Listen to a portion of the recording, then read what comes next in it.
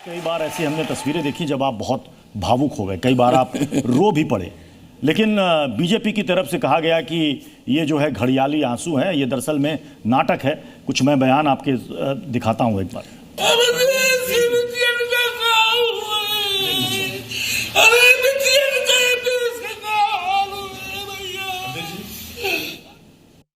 जब निचले स्तर पर जाएगी, जो नौटंकी आज इनका सांसद कर रहा है, याद करना उसमें भी कोई ना कोई समाजवादी पार्टी का दरिंदा शामिल जरूर होगा।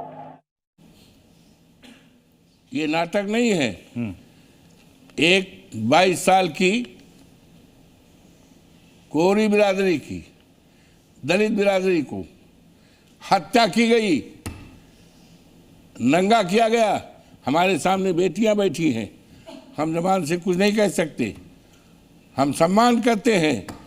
उस दर्दनाक घड़ी को देखकर मुझे तकलीफ भी हुई और मैं भावुक हुआ।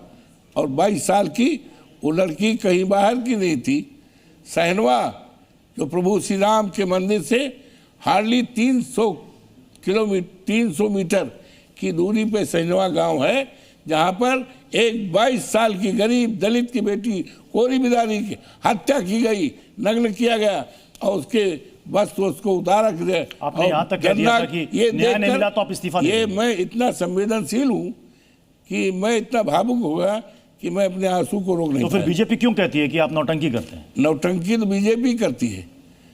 बीजेपी तो नौटंकी के आधार पर तो देश में कब्जा किए हैं, लेकिन अब ये बोल पट्टी सब खुल रही है, ये ड्रामा खुल रहा है। चलिए, मैं चाहूंगा कि अब इधर से भी सवाल आए। फैज खान जी। बिस्मिल्लाहिर्रहमानिर्रहीम। भारत माता की जय, वंदे मातरम। आदरणीय सांसद महोदय अवधेश जी, आपको भारत के एक मुसलमान की ओर से जय श्री राम। धन्यवाद, आपका स्वागत करता हूँ, बहुत बहुत धन्यवाद। मैं अवधेश जी, आदरणीय सांसद महोदय की प्रशंसा करूंगा। मैं आपके बारे में पढ़ रहा था आने से पहले, मैं बिना पढ़े कुछ नहीं बोलता हूँ साहब। 90% संसद में आपकी उपस्थिति रही है, आपको मैं प्रणाम करता हूँ। 90%। बस मेरा एक निवेदन है, मैं इस देश का मुसलमान हूँ। 22 जनवरी 2024 को मैं प्राण प्रतिष्ठा में गया था, मेरा सौभाग्य था। दुनिया के 800 करोड़ लोगों में 7,500 लोग गए, उसमें एक मैं भी था। मेरा ये निवेदन है, मोहम्मद फैज खान को नहीं रोका गया। जब तंबू में थे राम जी तब भी मैं जाता रहा, प्राण प्रतिष्ठा के बाद भी कई बार जा चुका हूं। करीब 3,000 मुसलमानों को भी लेकर जा चुका हूं मैं वहां पर। मुसलमान को कभी नहीं रोका गया। आप इतने सुलझे हुए मैं आपको सुन रहा था, फिर बार बार आप ये प्रश्न क्यों करते हैं कि दलित होने के कारण आपको जाने नहीं दिया जा रहा है? तो देश में कहीं ना कहीं माहौल खराब होता है। मेरा ये कहना है, मुझे नहीं बुलाया गया, नहीं बुलाया गया, ये तो उनका विषय है।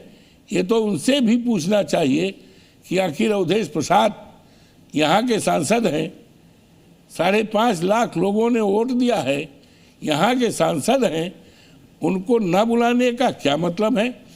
और ये तो उनसे, तो इसका हमें मलाल नहीं है। हमें मलाल इस बात का है कि प्रभु श्री राम की जनता को नहीं बुलाया गया, ये बात मनाया गया। मैं आपसे सवाल पूछा गया उसको थोड़ा सा और पॉइंटेड तरीके से पूछ रहा हूँ, और मेरी गुजारिश आपसे ये है कि उसके आसपास चक्कर लगाने के बजाय सीधे उसी का जवाब दे देंगे तो बहुत मेहरबानी। बताएं। अब आप मुझे ये बताइए कि जिस बाबरी मस्जिद को बचाने के लिए, संविधान और कानून को बचाने के लिए मुलायम सिंह यादव ने वहाँ गोलियाँ चलवाई ताकि कार सेवकों के हमले से बाबरी मस्जिद को बचाया जा सके, लेकिन बचाया नहीं जा सका। वहीं उसी राम मंदिर में जब ध्वजारोहण हो रहा है तब आप मुसलमानों को क्या मैसेज देना चाह रहे हैं कि अगर आप पे कोई मुसीबत आएगी, अगर आपको कुचला जाएगा तो समाजवादी पार्टी से कोई उम्मीद मत रखना, हम आपके साथ खड़े नहीं होंगे? देखिए, ऐसा है, जिस मुद्दे की बात आप करना चाहते हैं वो मुद्दा की अब जरूरत नहीं है।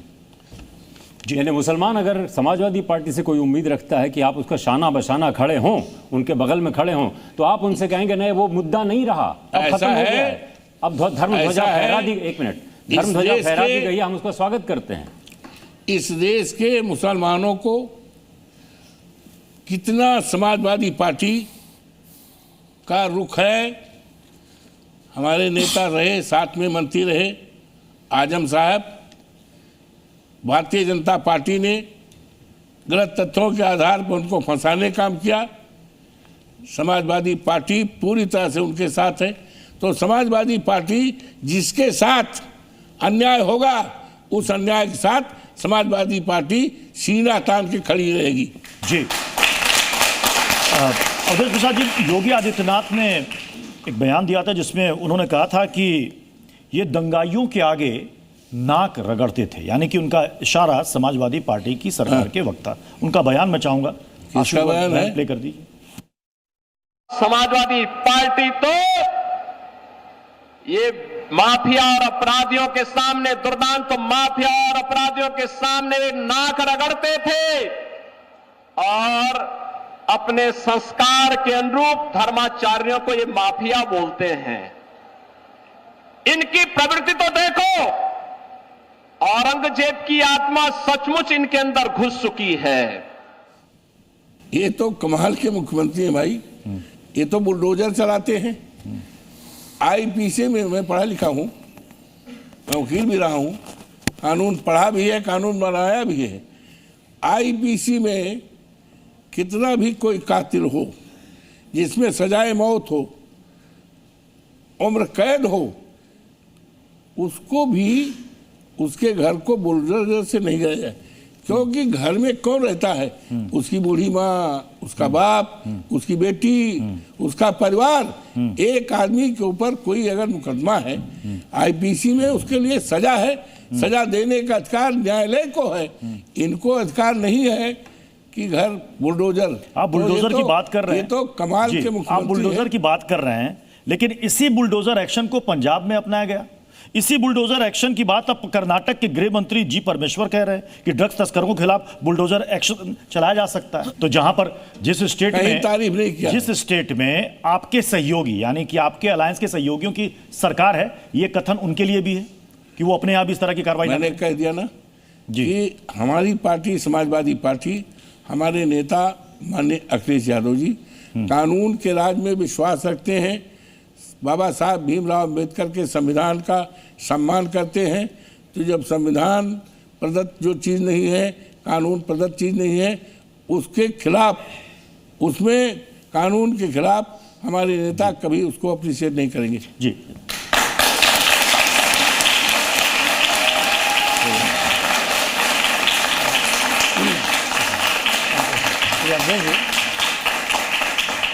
अवधेश जी, आपके एक आश्चर्यजनक लॉजिक पे एक सवाल पूछना चाहूँगा कि 2024 में जब आपने चुनाव जीता तो ईवीएम और वोटर लिस्ट बिल्कुल ठीक थी। अगले ही साल आपके पुत्र जब चुनाव बुरी तरह हार गए तो ईवीएम और वोटर लिस्ट खराब हो गई। ये जो अद्भुत लॉजिक आपने बताया, इसको समझाएंगे तो अच्छा रहेगा।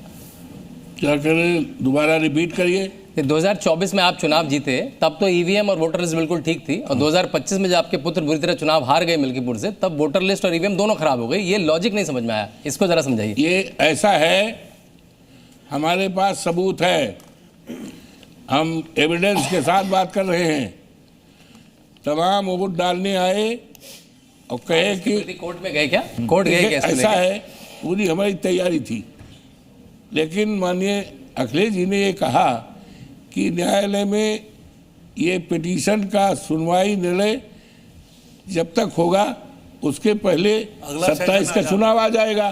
तो 27 का चुनाव आ जाएगा और आप दायर के रहे हाई कोर्ट में मुकदमा, तो पता लगा फिर आपका सब चुनाव हो जाएगा, आपका फिर अकेले चुनाव हो जाएगा। तो आप जो है जनता की जो बड़ी अदालत आएगी 27 में, उसी में फैसला हो जाएगा। 2027 की आपने बात की, योगी आदित्यनाथ ने ताल ठोक कर कह दिया है कि इस बार फिर से प्रचंड हम जीत दर्ज करने वाले हैं। कैसे रोकिएगा योगी जी के रथ को आप? योगी जी का रथ तो उनकी पार्टी ने बिगाड़ दिया है। वो पहले अपने पार्टी से जो अनलोड़ी कला चल रहा है, जो खिचड़ी पक रही है, हम उसके विरोध में नहीं है, उनका अंदरूनी मामला है, लेकिन बहुत हालत खराब है। कितनी सीटें लेकर सरकार बनाएगी समाजवादी पार्टी 27 में? समाजवादी पार्टी जितना आप अंदाजते हो उससे ज़्यादा, बात तो आप ही लोग ज़्यादा बताते हो पहले, लेकिन आप लोग भी टोले रहे होंगे ना, आप भी टोले रहे होंगे। बहुत मजबूत सरकार बनेगी, अच्छा चलेगी और इतनी मजबूत रहेगी कि इस प्रदेश के बेरोजगार जो नौजवान हैं, पढ़े लिखे हैं, नौकरी नहीं पाए हैं, उनको सरकार नौकरी देगी और गरीबों को, किसानों की भलाई का काम करेगी और उत्तर प्रदेश का विकास करेगी। और अयोध्या का तो इतना विकास होगा, इतना विकास होगा अयोध्या का, यूँ तो अयोध्या का प्रभु श्री राम के मंदिर के दर्शन के लिए लाखों लाख की भीड़ आ रही है, लेकिन भीड़ प्रभु श्री राम के दर्शन के लिए आती रहेगी और आती रहेगी।